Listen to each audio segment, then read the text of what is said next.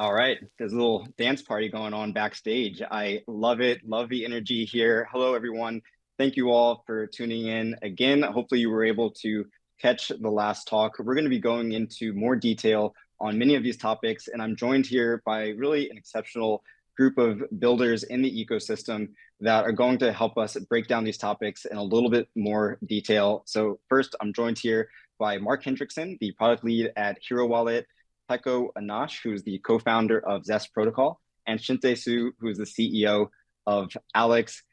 Everyone, well, thank you so much for joining us on today's panel. Could you start off by telling us a little bit more about your background, what you're currently working on? Mark, I'd love it if we could start with you. Yeah, sure. Nice to meet you all. I'm Mark Hendrickson, originally from San Francisco, now live out here in Barcelona, Spain. I've been in crypto for about 5 years now. First joined Blockstack back in 2018, which is now called Hero. I'm the product lead for the Hero wallets, the original wallet for the Stacks network, and these days the most popular wallet for Bitcoin Web3 in general. And later this year, we will be supporting sBTC in a very native way on the wallet. So I'm excited to be here and to talk about it. All right, why don't we go Tycho and Shinte after you? Sure thing. So hi, I'm Tycho, and originally I guess built a SaaS company before this, and I'm currently general manager at Trust Machines, where we build all kinds of exciting Bitcoin applications, and co-founder of Zest Protocol, which will aim to bring Bitcoin borrowing and lending markets to new life. So that's what I'm here for. All right, Shinte. My name is Chen Xu. I was born in Taiwan. I grew up in Vienna, Austria. That's why I have a very strange accent. It's like German Chinese in English. And I received my PhD in the Technical University of Vienna, and I became a tenure-track professor in economics there. I joined Wall Street more than 2 decades ago, started Credit Suisse, then Morgan Stanley as head of quants. I also published a book called Rule-Based Investing by Financial Times Press. And Alex, in the heart of it, is a DEX, is a decentralized exchange settled on Bitcoin.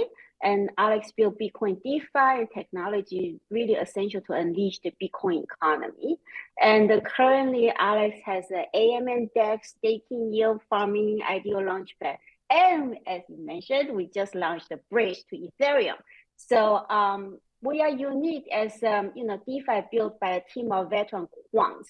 I would say we bring the knowledge and experience, in financial, traditional finance, in trading, risk management, and also financial product design from TradFi to DeFi. And from its concept, together with my co-founder Rachel, who also come from Wall Street, Alex's vision is really to realize a permissionless and universally inclusive finance. Thank you. Thank you, Shinte. As you can see, we have an extremely experienced group of panelists with us here today. So again, thank you all for joining us. I also want to add that it's very special that we have this group here today because each one of you has been involved with the go-to-market working group for sBTC. So you've been actively involved in defining these product requirements, helping us to understand the landscape, the user experience, and actually building the applications that will integrate sBTC. So there is nobody more qualified to talk about this here today than you all. Shinte, I'd like to turn it back over to you. You've been building in the space for some time now. Can you maybe start us off by talking about why did you first decide to build on Bitcoin, and why is sBTC a potential unlock for Alex and your business model? Sure. So when we started building Alex in May 2021, that was, I would say, the beginning of the summer of DeFi 2.0. And then there was so much buzz around DeFi on Ethereum, Avalanche, Solana, et cetera. So we did a series study, and for us, it's really almost like a no-brainer that once we understood what Stacks is and to come to build on Bitcoin via Stacks. Why did we choose Bitcoin? It expressed in a point by Robert Frost, right? Two roads diverge in the wood, and I took the one less traveled by, and that has made all the differences, right? Rachel and I, we spent more than 2 decades in TradFi, and the basis of all finance is just one word, and that's trust. And the trust isn't something that, it has a launch date. Trust doesn't come from white paper. Trust has to be earned and battle tested over time. And I think whatever we say about trustless, but if you look at the Bitcoin, it has a track record. So going back to 2008, it hasn't been exploited. The network hasn't had a downtime. Transactions haven't been reversed. It has survived multiple, I would say 80% of drawdowns, and its core protocol is still very much the same as day one. And proof of work is the core of its success because proof of work is a trust in the law of physics. It anchors Bitcoin to the physical realm, and that's why I believe that DeFi do need Bitcoin, because trust and security are paramount for a mass adoption. And sBTC, and I call it Sugar BTC, it unlocks for DeFi or Alex the potential of billions in Bitcoin capital coming to Bitcoin layer, like stacks, right? In order to become productive capital, and we need sBTC. It's the most decentralized, trust minimized, and liquid representation of Bitcoin on smart contract layer. And as user enter and exit sBTC position in favor of, for example, stable coins or others, Alex will continue to grow into, I would say, Uniswap of Bitcoin. Awesome. Yeah, I love that. Proof of work is trust in the law of physics. It's such a succinct way to talk about some of the value of Bitcoin. Mark, I want to turn it over to you just to see if you have anything to add to that, and also maybe what is specific about the Stacks network that enables products like sBTC to be successful? Yeah, well, I think I agree with Shantae's sort of assessment, right? Bitcoin's really the fairest place to build on. If we're building a sort of future built on for Web3 in general, Bitcoin should be the foundation.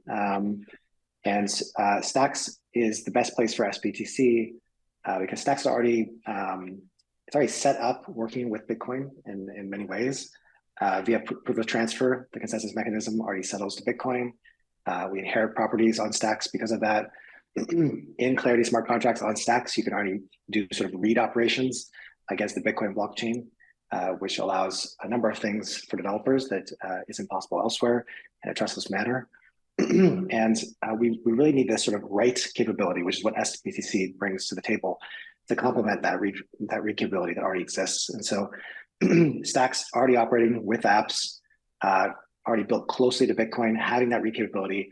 sBTC is really sort of that like key missing piece to the sort of suite of things that Stacks already does as a layer on Bitcoin to make it possible to take the value of Bitcoin and actually do things with it programmatically. Right. So Stacks already has that deep integration to Bitcoin. You mentioned being able to read access to Bitcoin state. sBTC is really that missing piece to actually be able to write smart contracts that actually settle to the Bitcoin blockchain. Now, Tycho, sBTC isn't the first Bitcoin-backed asset to launch in the marketplace. I know in building Zest Protocol, you've done a lot of research around the landscape to figure out where would be the best place to build your company. And so can you talk a little bit about how does sBTC compare to other alternatives that are in the market today? And is there anything that we can learn from prior attempts at this? Yeah, 100%. I think that's a very good question. I think that we can maybe in 1 minute or half a minute kind of cycle through a lot of research for a lot of people. But yeah, I think in general, when it comes to moving Bitcoin onto a smart contract layer, right? It's like Bitcoin itself doesn't support fully expressive smart contracts on L1. You essentially would need to move it to another layer, right? And there's kind of two ways of doing that, right? You either have a custodial way of doing that, so basically you give your Bitcoin to a company or to a group of companies, right? And they basically give you a receipt for that on a layer, like such as WBTC, right? Wrap Bitcoin works like that. The Bitcoin is sitting in BitGo custodian. Now, the other way of doing it, and that's been experimented a lot with on Ethereum and other layers, is by essentially having a network that holds the keys to the full BTC, and then that network issues a receipt. Now, the network usually has like a completely new token, right? And that means that network needs to earn fees in order to make its token valuable. And that creates other problems, like to basically move the Bitcoin, onto the network or off the network, you need to pay fees, right? And essentially what sBTC does is it takes an existing network, right? The Stacks network, the Stacks layer as a Bitcoin L2, and it basically tells that network, hey, what you guys need to do is you guys need to also process wrapping and unwrapping or pegging in or pegging out of BTC to be part of this network, right? And that's like a unique thing that's never been done before. And it's basically as though you would say, like, you take the Ethereum example, right? Like, if all the Ethereum stakers would now also have to process Bitcoin peg-ins and peg-outs, and you understand that's very contrary to the ethos of Ethereum, so it would never happen on there, right? But the ethos of Stacks is to make Bitcoin productive. So this is the largest network which can enable such a non-custodial Bitcoin to exist, and that's going to be super exciting. Yeah, that is a great summary of some of the ways that the Stacks network can unlock a lot of this functionality that really just doesn't exist in other ecosystems. So thanks for that explanation, Tycho. Now, building disruptive software is not easy. We know that, right? And so I'd like to talk a little bit about some of the challenges. What challenges do we still face as an ecosystem to make sBTC work well? Mark, maybe I'll start with you first for this question. Yeah, well, the design for sBTC is actually quite elegant in some ways. It just takes one Bitcoin transaction to peg in or wrap and another one to peg out or unwrap. All the same, because it is Bitcoin, if you want to peg in, that will take you at least 10 minutes on average. So you're waiting for an initial transaction to go through before you can actually do something in the form of sBTC on the Stacks network. At the wallet, the Hero Wallet, we think a lot about how do you get people to value as fast as possible. We want people within seconds, if not milliseconds, to get an NFT or to invest in a DeFi protocol or whatever it is they want to do with Stacks using smart contracts. And having the peg-in moment take 10 minutes, if you will, on average, then having to kick off a contract execution on Stacks means that there is a certain amount of time that will take place to go from a cold start to actually getting value. And so we're thinking about ways in which we can try to speed up the various parts that are involved as far as once you're in, as far as you've wrapped the sBTC, how can the wallet actually facilitate getting that contract execution underway as fast as possible? There's a technology on Stacks called microblocks, sometimes called fast blocks as well, which with Nakamoto, we're also looking to get great speed gains so that you don't have to wait a full Bitcoin anchor block to execute a contract on Stacks. Our hope is that you can actually get that down to seconds. And so speed, I would just say, is a challenge because we live in a very sort of impatient world. People want to get to points of value very quickly. And then a second thing, I think, Stacks as a network has Stacks as a token to pay for fees. And we want users, both app users and wallet users, to think in BTC as much as possible. It's really our belief that users shouldn't have to really think about Stacks as a token because they want to operate in Bitcoin. But because fees are paid in Stacks, we have to figure out ways in which you can take Bitcoin, convert to sBTC, convert some of it to Stacks to pay for those fees, and do so in a very seamless way so the user doesn't get bothered by the details.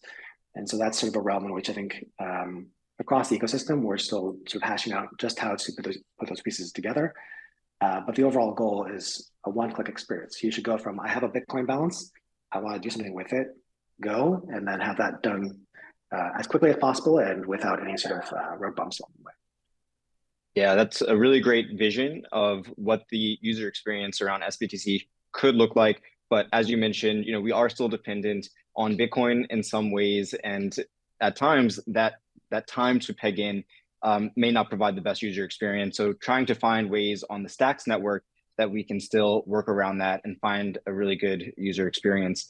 Shinte, do you have anything that you'd like to add to this question? Are there any challenges that you face when building Alex that would be a challenge to make sBTC work well? Right. So I think my biggest concern and is really about sBTC, right? We have to yet to see how well it works. Thank you for the music. So because, despite all the innovation, it's still a collateralized system, right? In a nutshell, the stackers, they hold the keys to a multi-sig wallet and containing native Bitcoin, and issue redeem sBTC against that native Bitcoin. So it isn't really a trustless peg-in, peg-out, as there is a collateral risk, right? So as a community of stackers, they can, with a threshold vote, I think Tycho is an expert in this, of a 70%, and take that BTC collateral, although doing so would also mean that, self-destruction of that network. But still, the probability is not zero, right? So when we say that sBTC trust minimized, because, compared with the federated network, it is vastly, broader federation, and every stacker is a federation member rather than membership being gated. However, is it distinct enough, right, from other semi non-custodial wrap Bitcoin, like for example TBTC, to trigger widespread adoption? So my gut feeling is that on its own it's not, but if you are an outsider to stack and you don't know stacks, it isn't like likely the word trust minimize will convince you until there is a considerable social proof. So I think that's really what we all have to work on in builders in this ecosystem and community members. Rightly so, going back to what Mark just said, mass adoption will be triggered when stack is, as fast as Ethereum or Solana, but secured by Bitcoin. I think that ultimately will be, the trigger for mass adoption. That's a vision that I'm bullish on and would like to see. To me, the future, feels inevitable as an investment thesis. It's just a question, of the timing and how we all, the builder here, execute it. Yeah, thank you both for providing visibility into those. I think it's really important that we can have transparency around what these challenges are so that we can collectively work towards resolving them, and grateful to have all of you in the go-to-market group working through all of these topics as we speak. I'd like to bring the conversation back to a few more of the use cases specifically around sBTC. Tycho, you just this week, you were able to start releasing early access to Zest to give a little bit more visibility into what you've been working on behind the scenes over there. Can you give a step-by-step breakdown of how Zest will utilize sBTC? Yeah, absolutely. I think the way we've built Zest protocol, right, or what the vision for it from the start was, is that you just be able to send BTC to the app, right? So you come to Zest protocol. The point is to earn yield on your BTC. You choose a Bitcoin yield pool that suits your strategy, and from there you send Bitcoin directly to it, and then you sign on stacks that you send BTC. Right? And essentially, what then happens under the hood, right, is that BTC is like pegged into sBTC. It's held into a pool on stacks. Whenever a borrower comes along, the sBTC gets pegged out and moves back to BTC. But the borrowers and users on the platform never need to interact with sBTC, right? They just send and receive Bitcoin. And yeah, like looking forward to show that to more people as well. So got a little waitlist going for early access on zestprotocol.com. So yeah, I'll hit you up if you drop a line there. Yeah, I love that. Really focused around making the peg-in process as easy as possible and abstracting away as much of the technical complexity as possible to be able to provide really a Bitcoin native user experience. Speaking of user experience, Mark, I know you started to touch on this earlier from a wallet perspective, but so much of providing a good UX comes from the user's interaction with the wallet. So is there anything else that you're looking at from that lens to be able to provide a good user experience when users are going to Zest or going to Alex, of how they actually interact with the protocol?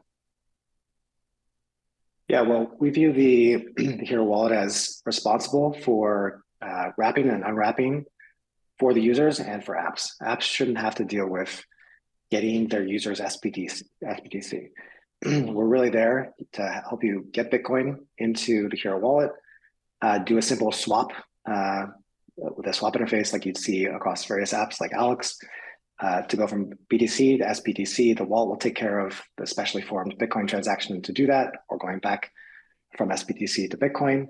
And if there's any sort of details along the way as far as that process, we want to be able to take care of that and basically handle that in a very sort of concise way. On top of that, we don't want users just to come in and say, okay, I got to put Bitcoin in, I got to convert it to sBTC, and then I can do stuff with it. As we don't want users to think about stacks, like I was saying before, and we also don't want users to think about sBTC more than they have to think about sBTC. And so we're also thinking through ways in which you can go straight to an app. Let's say it's Gamma and you want to buy an NFT. You can find the NFT you're looking for and hit purchase in Bitcoin. And you can actually initiate the entire contract execution process on a stack side by putting Bitcoin in. And so you should be able just to deposit Bitcoin, and then the wallet will automatically swap that Bitcoin to sBTC and then automatically execute the relevant contract for you. And so that's sort of like a more advanced sort of sequential transaction handling capability that the wallet will take on that we think is necessary to really provide a very cohesive experience around sBTC. And of course, the technical details will create various edge cases that we have to be careful about. We have to be very transparent to the user that we're not misrepresenting things that are sBTC as actual Bitcoin, right? But at the same time, we want to smooth things over and sort of keep users from thinking about things that they don't actually want to think about.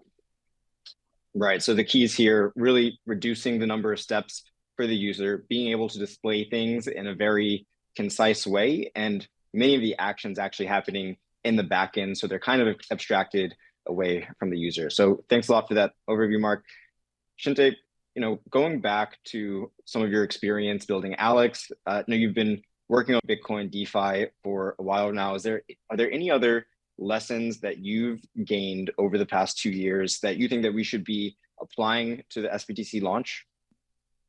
Yeah, I think that's an excellent question. I think all of us, the builders here in this ecosystem, have to, sit down for a moment and think hard about it when you want to incorporate sBTC, right? What we have learned about Bitcoin DeFi is that, protocols and ecosystem need to focus, I would say, even less about, the cute features they offer, but more about the benefit for the users. Devs and blockchain builders, they love to discuss the technical details. That's important, but often it becomes an echo chamber. I think most users, they really just want to know what's in it for me. And with the sBTC launch, we need to move from how more so to who are our target users and why, right? Why should they pack into sBTC? The Bitcoin community, we all know is extremely skeptical of anything that's not Bitcoin. So a trust minimized solution is hard to sell. So who are your target of this sBTC? The other extreme is that, close to 5 billion wrapped Bitcoin on Ethereum, right? If you use it, WBTC, you're likely quite comfortable with custodial risk. And then that's the ecosystem of Ethereum, the liquidity, the numerous protocols for borrow land, DEX, etc. So that's the attraction. So how can we compete with that? That's very, very important. But I think, Red BTC is less than 1% of Bitcoin market cap.